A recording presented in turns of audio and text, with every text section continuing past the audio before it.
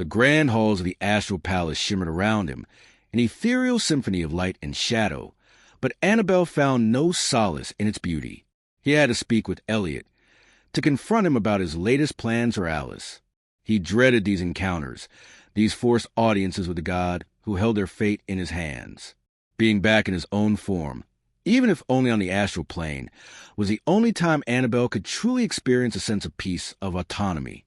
It was also the only time he could meet with his clandestine network of spies, gleaning whispers of truth from the hidden corners of the Golden Palace. It was through this network, a tapestry of loyalties woven amongst God and Fae, that he had learned of Elliot's final, devastating blow against Alice, a plan designed to shatter her already fragile soul. Alice was to walk the road of Mary once again. Though Alice herself had no memory of those lost years between 17 and 19, before the Navy, Annabelle remembered them vividly. Alice had spent those years as a love for hire, an escort. It was her supposed friend, Shane Godel, who had lured her into that world, the dark glamour of selling her body for profit.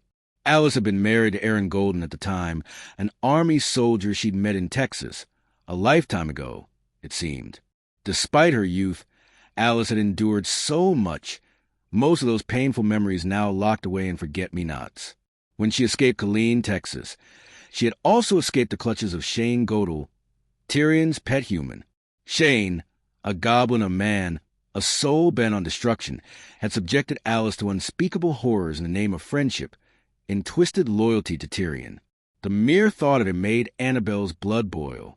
Shane had reveled in Alice's downfall, selling her body to eager soldiers with the help of an escort agency found in the local phone book. Annabelle shook his head, trying to banish the memory of that monster. Alice was free of him now, at least physically. He was just a painful memory that Annabelle carried, a burden he vowed to bear alone. He would take those memories with him, bury them deep within his own soul, when Alice was finally welcomed back into the Golden Palace. But now, Elliot planned to force her back into that life, to relive those horrors. Annabelle's heart ached for Alice. He had to stop this. Somehow, he had to find a way to shield her from this cruel twist of fate. "Elliot, my lord," Annabelle addressed him, his voice a hesitant tremor in the vast celestial hall. "Might I have a word?" Elliot, bathed in the radiant glow of the astral plane, stood before an easel, his brush a conduit for otherworldly hues. Alice, draped upon a divan of amethyst velvet, resembled a goddess sculpted from moonlight and shadow, her silken lavender gown shimmering with an ethereal luminescence. Purple lilies tumbled from her grasp, their fragrance a heady perfume in the rarefied air.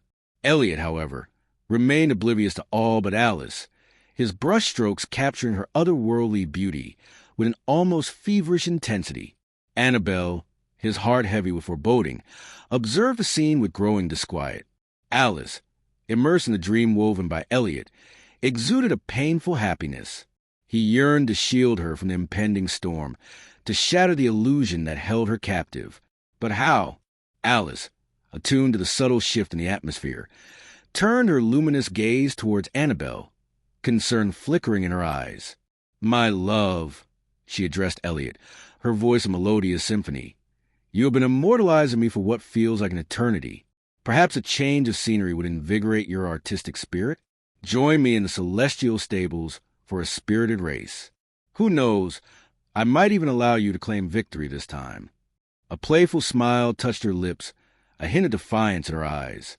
Elliot, momentarily drawn from his artistic rapture, returned her smile, the tension in his shoulders easing. He relished their astral races, the exhilaration of the chase, the sensation of ethereal wind whipping through his hair. Losing to Alice, with her innate grace and fey agility, was no hardship. "Challenge accepted, my love," he responded. "I shall join you presently." Alice rose from the divan and bestowed upon Elliot a kiss that tasted of stardust and forgotten dreams. She winked at Annabelle, a silent plea for understanding, before gliding from the room. Elliot watched her depart, his gaze lingering on the empty doorway. He turned to Annabelle, a mask of cool indifference settling over his features. "Speak your piece, Annabelle," he commanded, his voice edged with impatience. "I have a race to win and a goddess to conquer." Annabelle drew a fortifying breath. It concerns Bryce, my lord, he began. You assured me he would be a man of virtue, yet rumors abound of his indiscretions. How can a man who frequents temple prostitutes be deemed worthy? Elliot's lips twisted into a sardonic smile. Even the most righteous of men harbor earthly desires, Annabel, and Alice must be prepared to satiate them. You would have her greet her future husband on her knees. In a den of iniquity? Annabel's voice shook with barely contained fury. Surely there's a more honorable path. This is an outrage. A goddess who lacks the expertise to satisfy a man, Elliot retorted, his voice laced with icy disdain. She must learn submission, embrace her sensuality, and transform into the ultimate enchantress. Bryce's heart, like most men's, resides within his loins.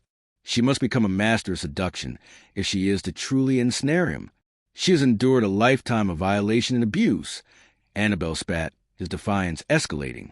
And now you would condemn her to a life of sexual slavery? This entire scheme is abhorrent. I refuse to participate. A flicker of danger ignited in Elliot's eyes. You dare defy me, Annabel? Annabel met his gaze without flinching.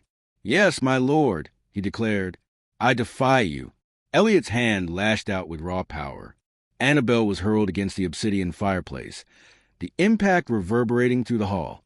Before Annabel could cry out, Elliot was upon him, his foot crushing his chest.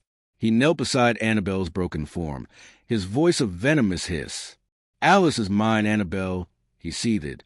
And so are you. You will ensure she becomes a perfect seductress, the ultimate weapon in my grand design. Celeste, the celestial healer, materialized beside them. Enough, Elliot, she chided. Leave him with sufficient life force for me to mend. Elliot, his rage momentarily quelled, rose to his feet. See that you fulfill your assigned task, Annabel, he warned. Alice's destiny and your continued existence hinges upon your obedience. With that, he vanished, leaving Annabel battered and broken, a pawn in a cosmic game far grander and crueler than he could have ever comprehend.